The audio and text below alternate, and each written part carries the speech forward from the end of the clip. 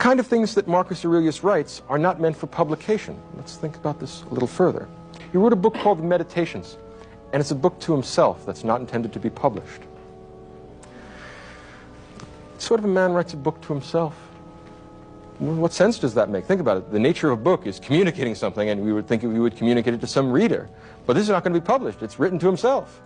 What makes a man write a book to himself? And there's a very deep answer, I think, here. Marcus Aurelius writes a book to himself because he's the loneliest man in the world. He has no friends because he has no equals. Think about a man breaking himself on the rock of an impossible virtue. He has no equals. Everyone he talks to wants something from him. He is the emperor of everything in the world. He owns it all. Everything he says immediately gets done. He has absolute life and death power over everyone. So anytime he's in the throne room, he's having an audience, someone comes in from some part of the empire, they're always here for some reason, and they're always here because they want something from him. But he happens to have had the misfortune to be born the emperor of Rome. What a pity.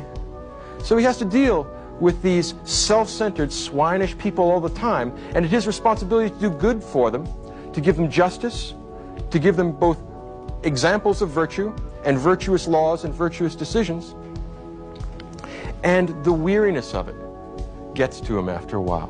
The book that he's written, The Meditations, is shot through with a kind of philosophical melancholy that is extremely moving, despite the stoic content of what he's saying. In other words, oddly enough, there are very few books in the world which generate more pathos, which create more of a sense of pity for a person reading this than this book. He's writing a book to himself because he has no one else to talk to.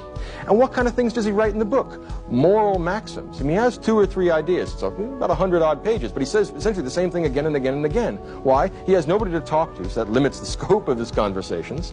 And he's constantly trying to remind himself that, look, although the people you're dealing with are corrupt, evil, and depraved, it's your job not to get angry with them, but to try and teach them and morally improve them. If you can't morally improve them, at least put up with them.